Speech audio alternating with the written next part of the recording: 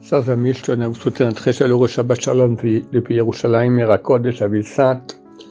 Notre parashat Trouma. Et puis la semaine prochaine, Tetzavé, nous rentrons dimanche dans la dernière semaine des Shovavim, des 8 semaines qui ont été données avec beaucoup de miséricorde divine pour faire le tikkun abrit, des péchés sexuels. Et il y a un rapport donc entre ces 8 semaines et la sortie d'Égypte. Parce que quand on est sorti d'Égypte, on en a sorti toutes les étincelles de sainteté qui s'y trouvaient. Tout ce qui était dispersé, on l'a récupéré. Là aussi, quand on fait des péchés sexuels, alors on disperse des étincelles de sainteté, et là on les récupère. Et pendant ces 8 semaines-là, donc on a une occasion extraordinaire de faire ce grand tikkun, cette grande réparation. Et ça va avec la sortie d'Égypte, parce que toute la sortie d'Égypte, donc c'est récupération des étincelles, c'était pour arriver au don de la Torah, et notre parashat Trouma, c'est la semaine prochaine, Tetzavé, qui sont la construction du temple. Le texte nous dit, vous me ferez un sanctuaire, et je demeurerai parmi vous. Mais le mot Betocham, parmi vous, peut aussi s'expliquer dans vous.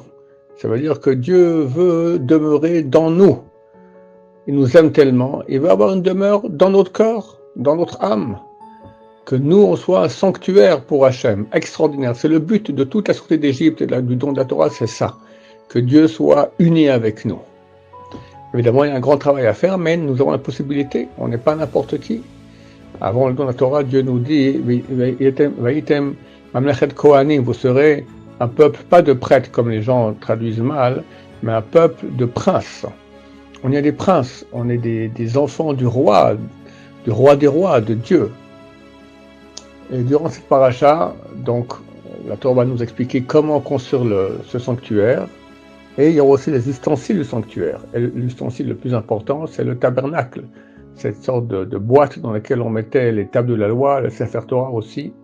Et elle était faite de 3 parties. Il y avait une grande boîte d'or.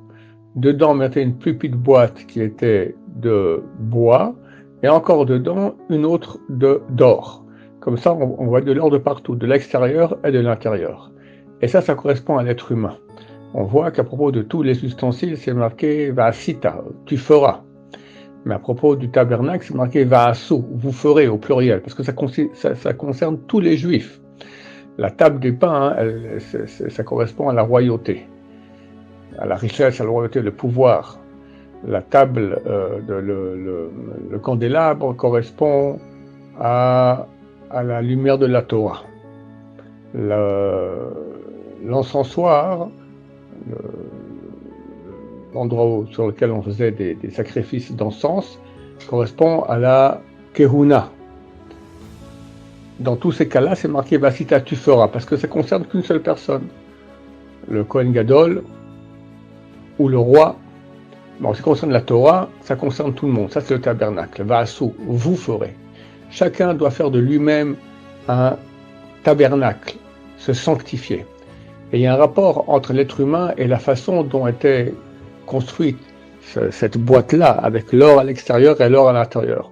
On sait qu'il y a notre corps, qui correspond au bois. Adam et Sassadé, l'homme, il est le bois des champs. On est comparé au bois. La Torah est comparée à l'or. Et il faut que la Torah nous entoure à l'extérieur et à l'intérieur. Et la Kabbalah va expliquer que chacun de nous a 2 types de lumière spirituelle qui l'entourent. Une intérieure et une extérieure. Par rapport à la lumière intérieure, on s'habille avec le talit katan, qui est intérieur. D'ailleurs, les Sfaradim ne font même pas sortir les fils à l'extérieur, les tzitzit, pour montrer que c'est bien intérieur, d'après la Kabbalah. Et par rapport à la lumière extérieure, on a le talit gadol, or mekif, la lumière qui entoure, avec lequel on s'entoure le matin pour la prière. Ces 2 lumières spirituelles extrêmement hautes entourent notre corps, comme dans le tabernacle, l'or entourait le bois. On voit aussi que dans le tabernacle, toutes les mesures étaient cassées. C'était une coudée et demie de large, 2 coudées et demie de long, 1 coudée et demie de haut, tout des demi. Pourquoi des demi? Pour nous dire, mon cher ami, tu veux avoir la Torah, il faut que tu sois humble, il faut que tu comprennes que tu n'es qu'une demi, tu n'es rien, tu n'es pas entier. La Torah est entière, et pour y arriver, il faut beaucoup travailler. Par contre, dans par exemple la table des pains, qui correspond à la richesse, à la royauté, là, les mesures sont entières. Il n'y a que la hauteur qui est aussi une demi.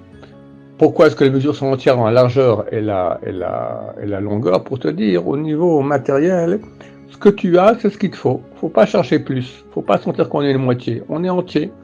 Lorsque Yaakov part à Esav, il lui dit « Yesh likol, j'ai tout ce qu'il faut ». C'est qui celui qui est considéré comme riche? Celui qui est heureux de ce qu'il a. Donc ce sont des mesures entières pour comprendre que voilà, il me manque rien, je suis très bien.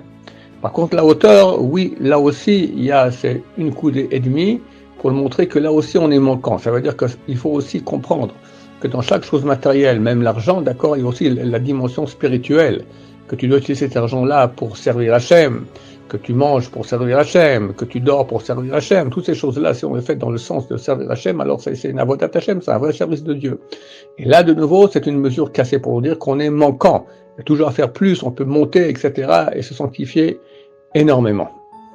Quoi qu'il en soit, la Torah, ça c'est clair qu'il y a un travail énorme à faire pour se sanctifier et on est manquant dans ce domaine et Dieu veut qu'on devienne des tabernacles avec l'or à l'extérieur, l'or à l'intérieur, la sainteté à l'extérieur et la sainteté à l'intérieur et nous au milieu. Enfin, je vous souhaite à tous un Shabbat Shalom plein de bonheur, plein de sainteté, plein d'or spirituel dans vos corps. Shabbat Shalom, on vous rach.